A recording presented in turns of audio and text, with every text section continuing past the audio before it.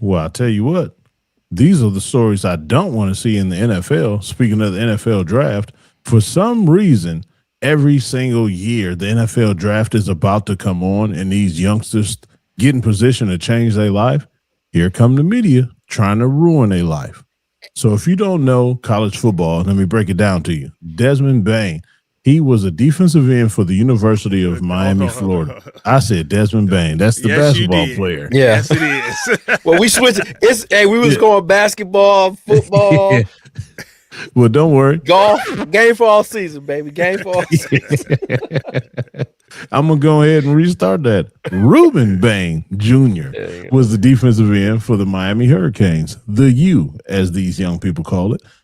So he's about to be a very high pick in the NFL draft next Thursday, possibly top 10, which meaning life-changing money. He was making money good at the NIL and at the U, but, you know, whatever.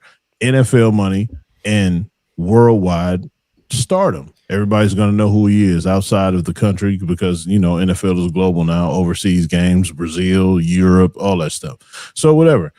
These stories come out of nowhere. For some reason, the New York Post decides to come out with this story about him in 2024. He was involved in a car accident, and the person that was involved in the car accident, the other car, not the car that Reuben was in, a young lady ended up losing her life. It was a fatal car crash. And the thing went to trial. He was acquitted. It was like he didn't have anything to do. Well, clearly he had something to do with it, but he didn't kill her. It was a legal car accident, like literally an accident.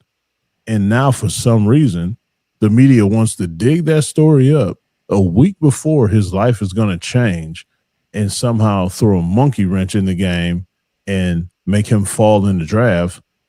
But little do they know, the NFL does so much investigating. They actually literally have the FBI on their team. When they do these draft picks, they do so much background checks. They literally go to these kids' middle schools and check their character from way back then.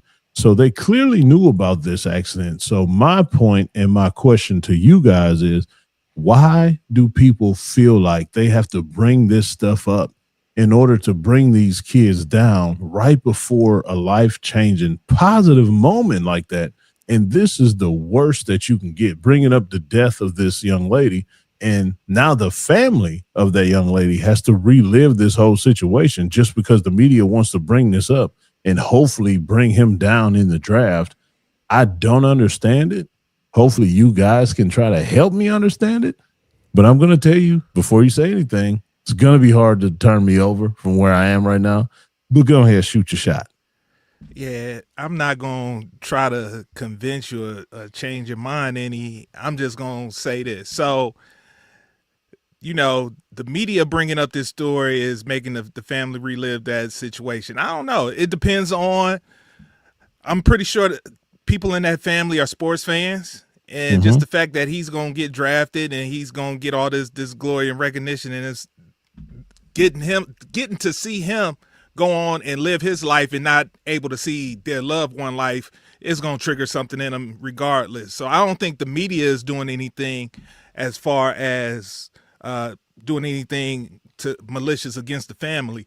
But I do want to say this. So they bring this up. So part of the reason they bring this up during this time is it's a 24-hour news cycle. So with it being a 24-hour news cycle, man, hey, we got to move these units. You know what I'm saying? These clicks, they need to be clicking. We got to have some story that's going to interest you and draw you in. And nothing's better than a good old character issue with a potential prospect. Hey, it works. It works every time. Like Billy D, Colt 45, it works every time. Real quick, I'm going to say this piece and then I'm going to hush like my boy B loves to say, who just got into the chat. Oh, he on the moon again. Yeah, he on the moon, and this time he done figured out how to be on the moon this time. But the other thing is, don't put it past the NFL teams to put this story out there to help this boy drop down as well too, so they can have a chance to get at him. So it ain't just totally on the media. Hey, I'm pretty sure, you know, because a couple of years ago, Jalen Carter went through the same issue where he was touted like a top 3 pick at that time, and he wound up dropping to 9th to the Philadelphia Eagles. Hey, it might not be the worst thing if it was for him to drop. He might wind up in a better situation, because it's shown if you're that type of talent, time after time after time, you wind up in a better situation on a better team. Ask Randy Moss when he went to the Minnesota Vikings. Ask Warren Sapp when he dropped to the Tampa Bay Bucks. So it might wind up working out better for the kid that he actually dropped, even though I'm sure he was counting the ducats of what he can get as a top 5 pick. But if he was to slide and wind up on a better team, look, we talk, if he's like that, which is another thing, I hear he got some baby arms. I don't know if that's supposed to be good for the defensive end, but don't worry, I'm gonna touch on that too. But touch on them baby arms. Exactly. but yeah, like I say, man, you just can't put it past these teams as well too, man. I just can't blame the media wholeheartedly when it comes to this. But before you go, Rick, let me just give God bless the dead, her family and everybody, Destiny Betts. That's her name. That's the young lady that passed away, Destiny Betts. So God bless the dead. Just wanted to give her due. For sure. Yeah. I'm glad you said that, Zen. I'm right along that line, because I'm looking at the draft order and who needs what. And the Jets got 2 picks in the first round, and they do need an edge rusher. And the problem is, I think they pick after the Cowboys. Yep. And we all know my man Jerry is not scared of a bad headline. And they do need an edge rusher. So and Jerry got to see that man do his work in his house, close and personal, in his house. Yeah. Against them us. Buckeyes. Yep, against them Buckeyes. So, but yeah, I do think that plays a lot, man. You know, leaking stories, to drop draft status, and how much they gonna get paid, you know, because it all has something to do with it. And the other year was the Laremy Tunsil, when that too, out of nowhere during the draft, right before the draft started, somebody leaked. It ain't even right before the draft. I thought it was during the draft. Yeah. So somebody leaked the video on Twitter of him with that gas mask on, hitting the weed like that.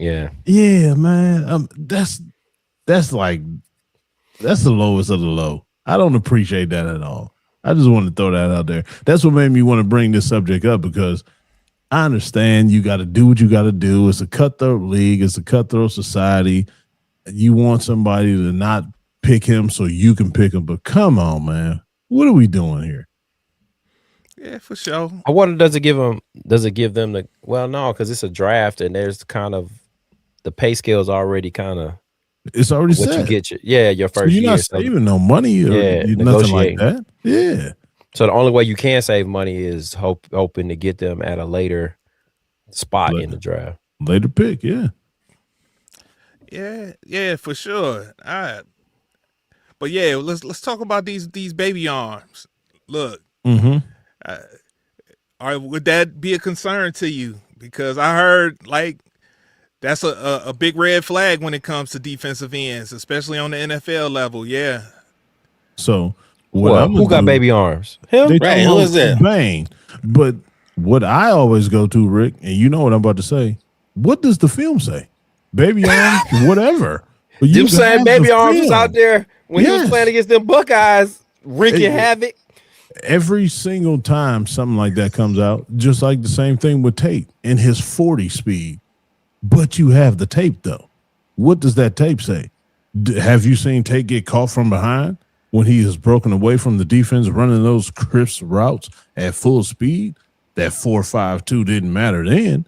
So why does that 4.52 matter now? Just because it's in the 40 and it's in front of everybody, and now you want to make a big deal of it? Turn the tape on. The tape does not lie. It doesn't.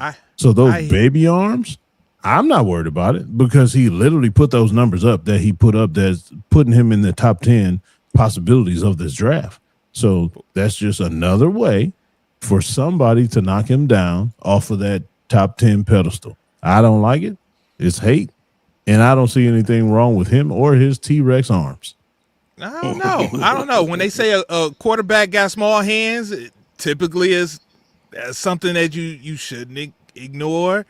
Like that's different. The B, my boy is he Here can't make up his mind. Yeah, he is. All right. Look, but in the NFL, you guys eat silverbacks. These this ain't college football. This ain't the ACC. You got silverbacks. You got typically your left tackles are gonna have some long arms on them.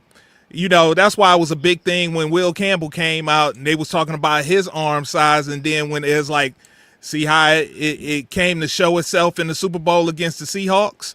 Nope. And so I'm like, hey, I think there's something to it. There's a possible limitation that could be.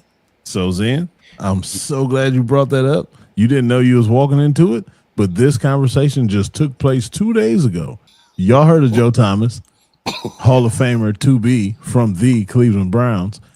He was on the radio the other day talking about the Will Campbell situation you were just talking about with the Super Bowl and what they assumed that his alligator arms took a big precedent over. Nope. Watch the tape.